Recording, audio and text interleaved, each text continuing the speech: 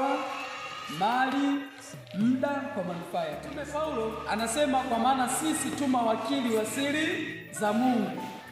Anasema mtu na anihesabu hivi kwamba mimi ni wakili wa siri za Mungu. Kila mtu kwenye sehemu yake ni wakili wa Mungu. Bwana Yesu asifiwe. Na kama kila mtu ni wakili wa Mungu, maana yake tambua kila unachokifanya kinatakiwa kimletee Mungu faida. Hebu tuseme faida. Faida. Yaani kila unachokifanya kinatakiwa kimletee Mungu faida. Na maisha yako hata ya ibada yanatakiwa yawe na faida mbele za Mungu. Hatusali bora liende, lakini tunasali ili tulete faida kwa Mungu wetu. Mungu anapoona sisi tunabarikiwa, tunainuliwa, kwake ni faida. Yeye anachokitaka kutoka kwako ni utukufu tu. Ili wasili za Mungu, maana yake Mungu ametuamini kusimamia mambo mbalimbali.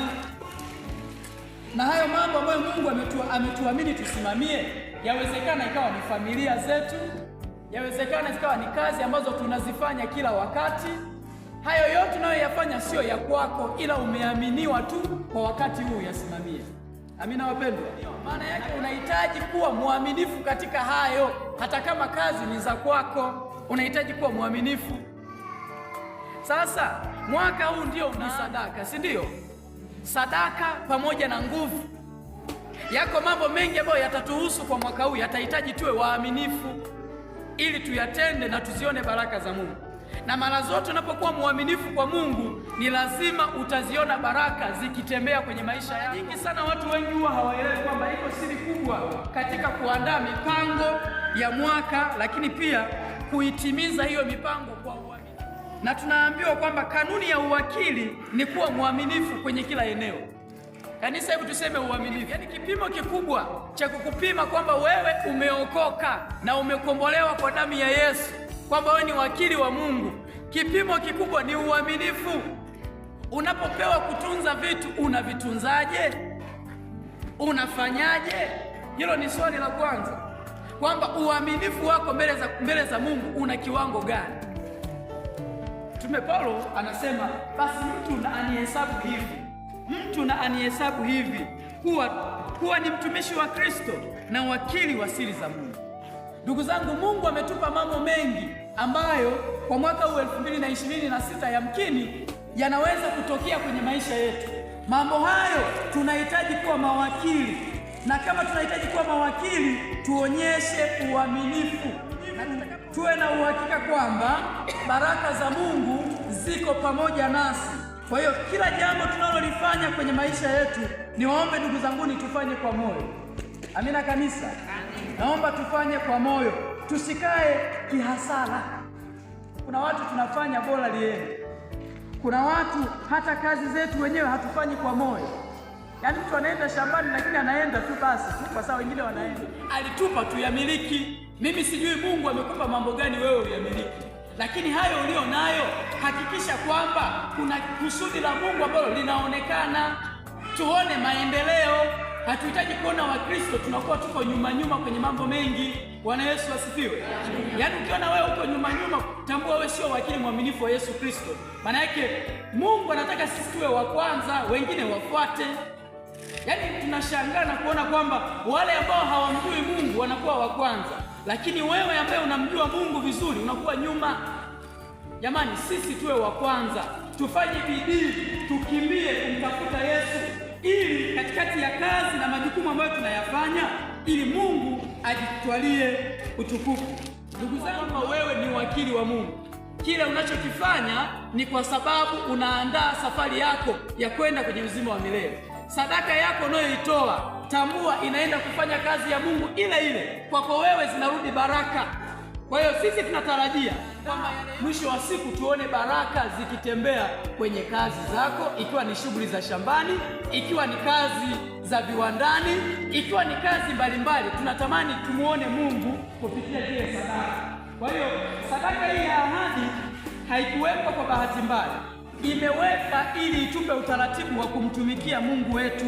Imewekwa ili itupatie hamasa ya kumtumikia Mungu zaidi. Sio kwamba hatumtumikii Mungu, lakini unapomwahidia Mungu unaendeleza ule mnyororo wa utumishi wako kwa Mungu. Kwa hiyo niwakaribishe sana ndugu zangu, Usisite kumwekea nadhiri Mungu. Maana yake wakati wa shida utamkumbusha na kumwambia, kumbuka Bwana, niliweka nadhiri yangu pale, ninaomba unijibu sasa kwa wakati. Hezekia alipokuwa kwenye changamoto alimkumbusha Mungu, akamwambia Mungu, kumbuka sadaka na sala nilizokuwa naleta.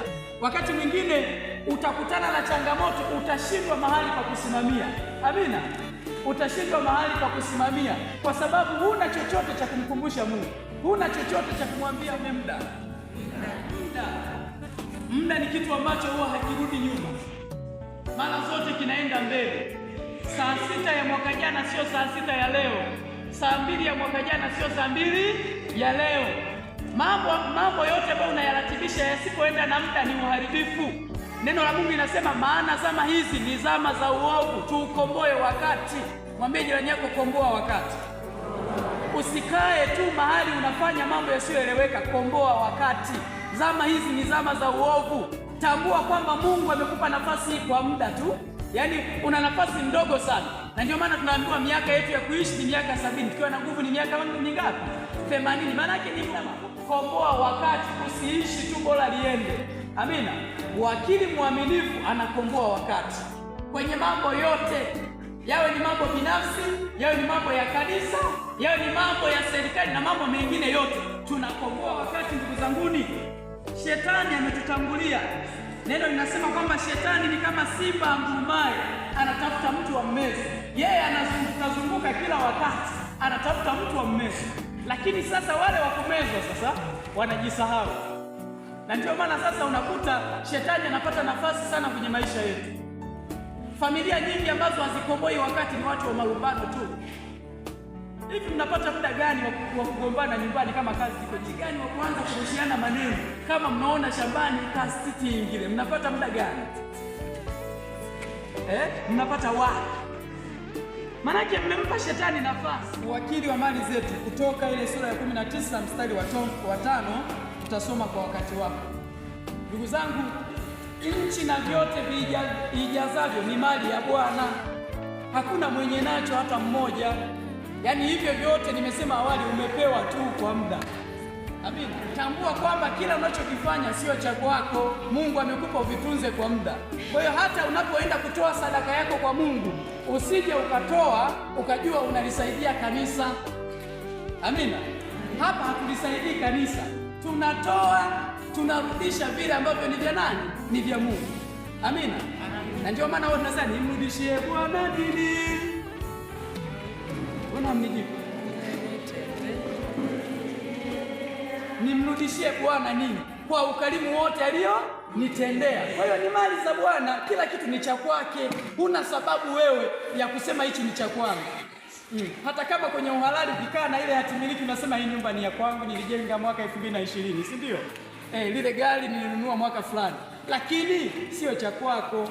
Saa yoyote na dakika yoyote Mungu anaweza kukutoa kwenye maisha haya, na vile vinavyobaki wengine wanaanza kugombana navyo. Ni afadhali ukamtumikia Mungu ukiwa hai, mtumikie Mungu ukiwa na nguvu kwa mali zako, na uwe wakili mwaminifu. Tumikie Mungu kwenye eneo hili. Fika. Na mimi sikutarajia sana katibu, kila siku tunaongea habari ya familia mahindi yale.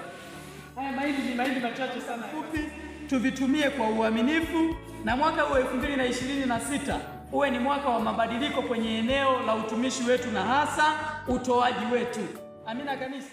Mchanya teme nani